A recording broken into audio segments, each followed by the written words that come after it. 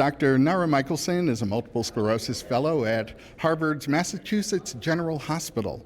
And I first talked to you last summer when your article, The Unraveling, was published in the journal Neurology. Well, welcome to ACTRIMS 2025 and welcome back to Real Talk MS.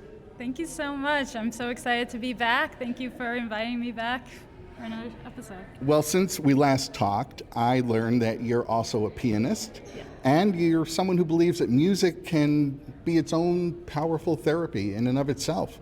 In fact, you published an article in the Journal of Graduate Medical Education titled Music and Medicine in Concert. The article relates how you've used lessons learned while studying piano in your role as a physician. So tell me about that.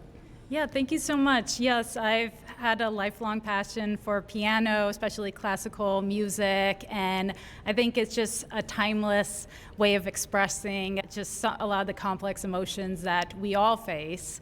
And I find it very therapeutic in my daily life during my work and training. And I think as much as we are excited about new therapies and clinical trials, it's also really important to not forget about these other aspects that make our lives really wonderful and meaningful. So in the article, you share a story about being 8 years old and learning to take your foot off the pedal. Yeah, exactly. So that metaphor refers to when you're playing the piano, there are these pedals that sustain the notes as you're playing kind of the harmony and the melody together. And as you're learning to play the piano, you kind of sometimes forget that if you make a mistake or play the wrong note, that you actually need to take your foot physically off the pedal, because otherwise the wrong note just keeps on playing. It gets very muddy. And I was reflecting on this all throughout my training. I'm at the end of my fellowship now, and the metaphor kind of relates to even in our everyday life. You know, there's this tendency that when we make a mistake, or maybe we think we should have done something a little bit better, that we kind of replay it over and over in our heads. And I think that's a common thing I see a lot in other people as well. And just giving yourself that permission that tomorrow's a new day, or even the next hour is a new opportunity to do it better, and to kind of give yourself that new, fresh perspective. Well, you also talk about the power of silence in music and in medicine. So tell me about that.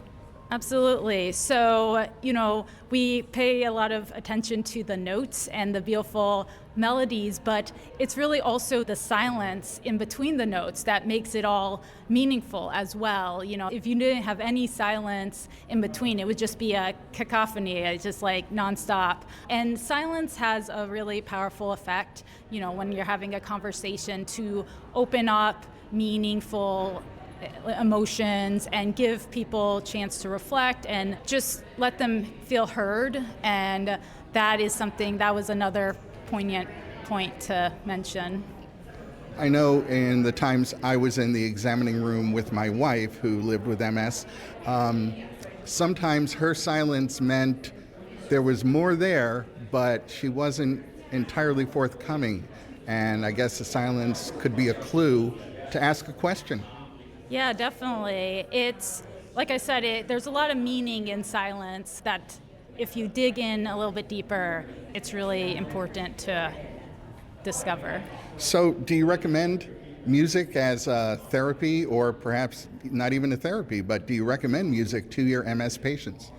I recommend lots of different creative outlets. A lot of people do enjoy music, either creating music or listening to music, but I really think it extends to all kinds of creative outlets, whether it's painting or writing, in my case as well. And I was thinking about this today, and I was thinking we focus a lot on artificial intelligence. That's kind of a hot buzzword now, but I think in addition to that, we need like humanistic intelligence, And so I think it all has to be a balance. It all has to come together, and whatever kind of sparks that joy in your daily life, that's really important. That builds endurance, and that's what you need in this like marathon of a disease. So I think music can be really great because, like I said, it transcends languages, and it really is cathartic in a way, and it's meaningful, but it's really unique to each person what makes them really happy.